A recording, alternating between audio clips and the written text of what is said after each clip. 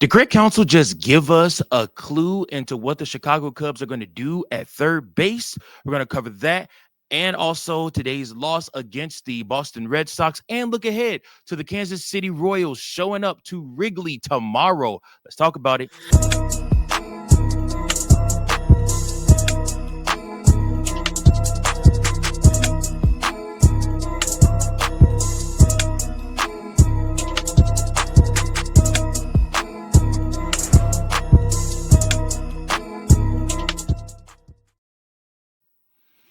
Welcome in, everybody, to another episode of Chicago Cubs Central, your number one spot for all things Chicago Cubs. Listen, if you love the Chicago Cubs, do me a favor before we begin this episode. I do need you to go ahead and hit that follow button. If you love the Chicago Cubs and you want them to win the World Series, go ahead and hit that like button on this video. And then, of course, I want you to make sure that you hit that bell for the notification so that you don't miss anything we got going on over here on Chicago Cubs Central, your number one spot for all things Chicago Cubs. Also, the official voice of the Chicago Cub fan lives here, right here on Chicago Cubs Central. I appreciate each and every last one of you that tune into these episodes, these dailies.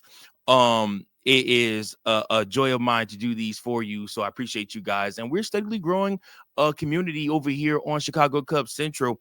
And it's been a fun season with a lot to talk about. So we were not shortened of things to talk about in today's episode either. So with that being said, let's go ahead and jump right into the content. First and foremost, the Chicago Cubs did lose to the Boston Red Sox on Sunday, 6-1.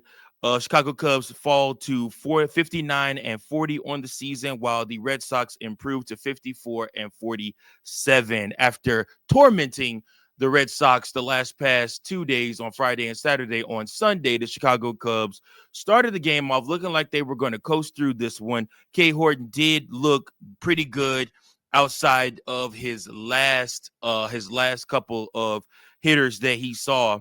He started to labor a little bit out there with those guys, but 5 2/3, 2 hits, 0 earned runs, 3 walks, 4 strikeouts, 86 pitches, 50 of those being strikeouts. His ERA is 4.04. Caleb Thielbar came in and finished off that last of the fifth for him.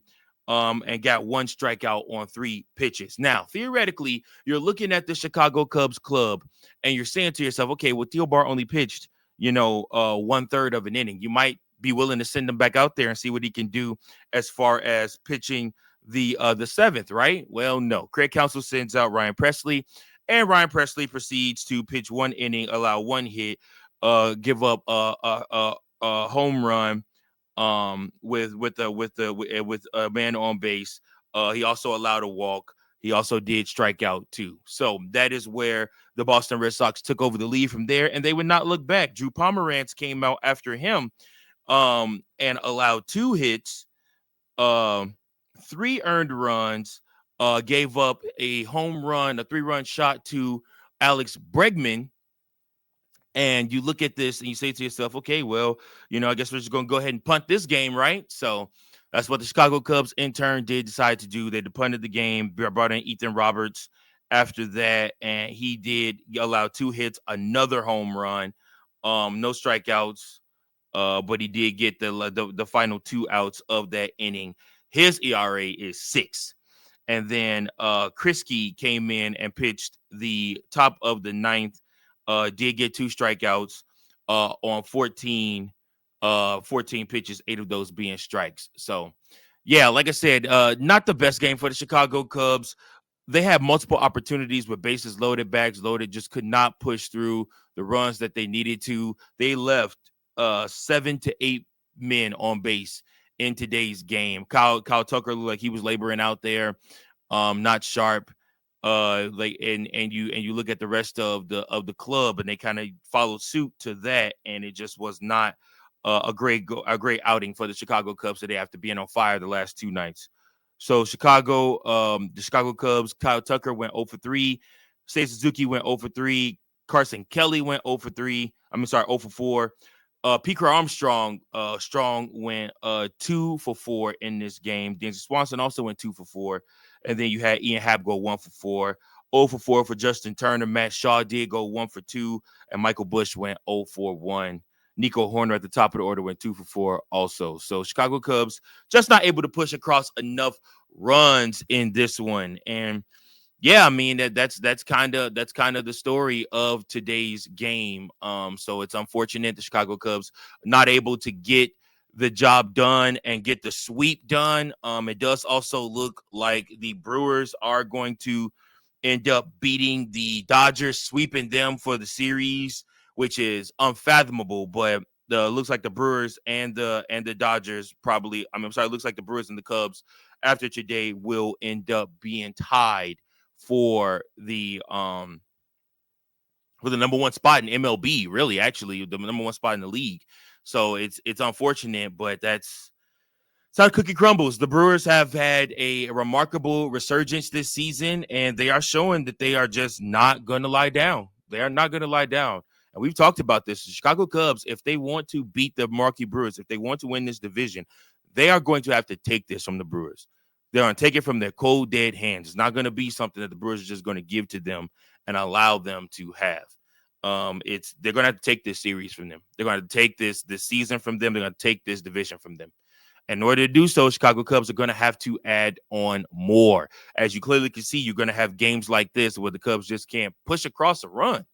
You know, they had bags loaded multiple times. Now, albeit they came with 2 outs, so I mean, it made it a little bit tougher to get the job done. But the Cubs just lack getting that big hit. This is baseball, though. This is baseball, and this is what you have to expect when it comes to the game of baseball. But what the Brewers are doing right now is nothing short of remarkable. And I mean, as much as I hate to call it, you have to give them credit. You have to give the Brewers credit for what they put together this season. You cannot deny the Brewers that they're playing good baseball right now. They're playing good baseball. Again, it's still 2 months of baseball left to be played, so that we don't know what's going to happen. But the Brewers are, as of right now, playing really good baseball. And it's going to be one of those things where the Chicago Cubs are just going to have to play better baseball. Matchups matter, strength of schedule matters, and just like I said, what you add on matters too. You cannot allow the Brewers to get better and the Cubs to stay the same. So Jed Hoyer has to be proactive in that sense because we are officially in a pennant race, baby. And I mean, it's all or nothing. All or nothing. So with that being said, one thing that came out that I wanted to discuss on today's episode is the fact that before this game, everybody was ranting and raving about Matt Shaw's home run yesterday, about his plate discipline and how he has looked. And Craig Counsell kind of gave us a clue. I know we brought up names like Ke'Bryan Hayes. I did a whole episode on yesterday on the reason to, allow or make a trade for Eugenio Suarez for this season. But I think Craig Counsell just debunked a lot of that when he said one simple statement: Matt's going to play a lot of third base for us. That's the plan. Now, be it, like I said, it's kind of coy. Is he talking about for this season or is he talking about just in general? For me, I took this as Matt Shaw's going to end up being our third baseman. I don't think the Chicago Cubs are going to make a trade for a third baseman. I think they're going to stick with Matt Shaw at third base. I think that they are going to stay with him. And that's unfortunate, like I said, because Matt Shaw just has not shown you the pop and the ability to push across runs that you would like to see out of your third baseman, especially somebody that was a stud in AAA. But unfortunately, like I said, I think that is the plan. Maybe whatever the Pirates are asking for Ke'Bryan Hayes, and definitely probably what the Diamondbacks are asking for Eugenio Suarez is maybe just too much for the Cubs, or the Cubs just don't want to risk it. And speaking, so I was watching the game, and obviously president of baseball operations, Jed Hoyer, was a part of the broadcast today up in the booth, and he joined Boog. And they were talking, he was asking him about the trade deadline and what he thought the Chicago Cubs might do at the trade deadline. And Jed made sure to note that the Chicago Cubs aren't just looking at this season. They want to make smart moves that will affect the team for seasons to come. So they don't want to just make a move for right now just to try to win this season with the thought of just hoping and just trying to win this season. They want to make moves for they want to think past that to moves for the future also. So with that being said, um the Chicago Cubs are not or do not seem like to be in any rush to, do anything drastic, as much as Chicago Cub fans have been, angling and wishing and hoping for the Chicago Cubs to make a move. The Chicago Cubs look like, they're in play for things and they're in talk for moves. Don't get me wrong. But I think that they feel they have a pretty solid ball club with what they have, and they're willing to see this team out. Comment below your thoughts on that. Comment below your thoughts. What are your thoughts if the Chicago Cubs stand pat and are fine with potentially just being a wild card team? I think for sure the Cubs have enough to be a wild card team. I think they feel they have enough to be a division winner. But the way the Brewers are playing, I don't know about that. I'm not so certain. But the Chicago Cubs do have an easier schedule coming up. You got Kansas City coming up. You got the White Sox coming up. You got teams like that, teams that you're supposed to beat, supposed to win these series. So the Chicago Cubs are looking potentially to hopefully beat a 65, hopefully 64, 65 wins, by the end of the week, potentially. So we'll just have to see what happens with them. We'll have to see where the Brewers are at with that. But yes, it will be score watching now. You will be scoreboard watching here from here on out. Like I said, until the Brewers fall back into line or come back down to earth, or if they stay on this hot streak. The Chicago Cubs have been pretty much even kill all season. They went through some losing droughts. They went through some winning drought. They went through some winning parts. But like I said, they pretty much stayed the course. So I don't know that I'm necessarily worried about the Chicago Cubs as much winning the division as much as I am. What do you do once you get there? What do you do once you get to winning the division? And that's where I think adding pieces like Eugenio Suarez puts you over the top, especially being able to play at Wrigley Field, for half of those games, especially if you get home field advantage. Those things matter. All those things matter. So the Chicago Cubs have to figure out what they're going to do with this. Now, with that being said, a couple of notes. David Robertson is in agreement with the Phillies. That news broke after the Cubs game on Sunday. He's coming back to them to pitch for 1 year. And he is going to receive, I think, like $5 million or something like that for his deal. So that is a right-handed reliever that is off of the option list now for the Chicago Cubs. You also look at some other things that Bob Nightingale pointed out today. Athletics will not trade Mason Miller. They are telling teams, don't even waste your time calling us. We're not looking to trade Mason Miller. So everybody that's come on this channel and said, hey, the Cubs should look at Mason Miller from the Athletics, not happening.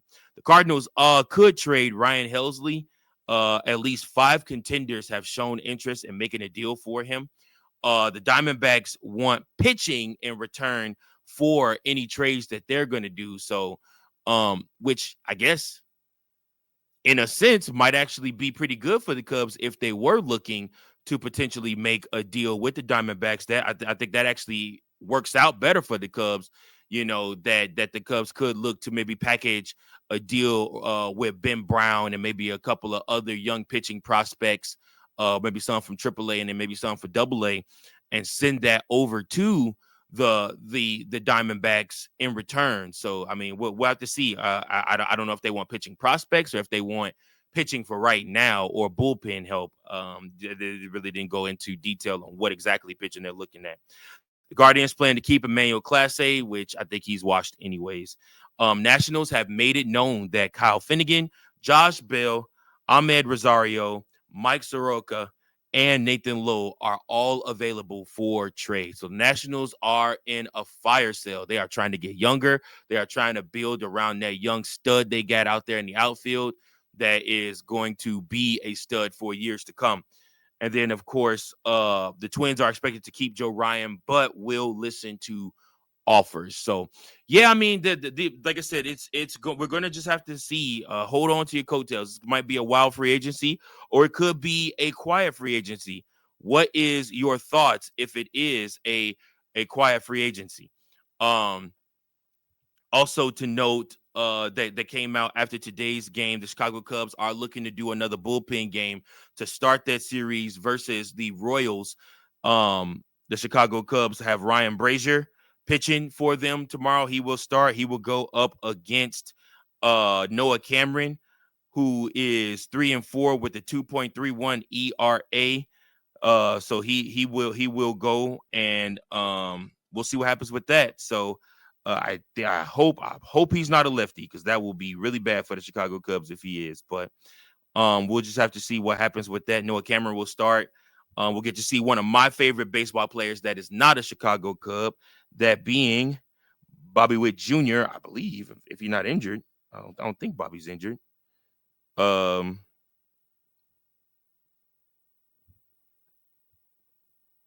me see here. No, Bobby Witt Jr. isn't injured. He is in the lineup, so he will be playing tomorrow. So yeah, Royals just got done beating up on the Miami Marlins, and they are headed to Chicago to play tomorrow. That game starts at 7:05.